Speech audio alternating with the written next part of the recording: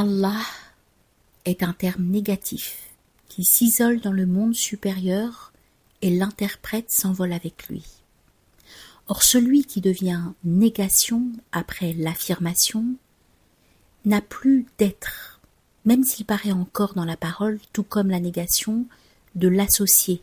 Dans la formule « il n'a pas d'associé », la sharika lah, établit l'inexistence de l'associé, pendant que le terme qui sert à le désigner figure encore dans le discours.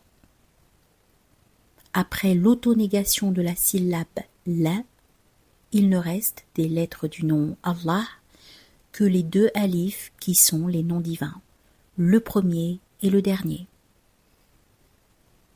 Multiplie ces deux alifs l'un par l'autre, il t'en sortira le ha qui, pendant que les deux alifs sont éliminés, restera comme Huwa. En vérité, le premier est un nom divin dérivé d'un rapport et n'incluant comme tel aucune réalité essentielle. C'est par rapport à notre existence et à la production de notre être que revient à Dieu l'aspect de primordialité ou d'antériorité.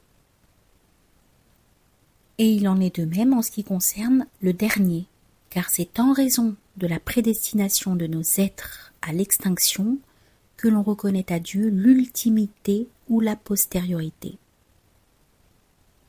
Or, quant à nous, sous le rapport de la réalité essentielle, nous sommes exactement dans la situation indiquée par les versets « Et je t'ai créé auparavant alors que tu n'étais pas une chose, tu n'étais rien » Sourate 19, verset 9.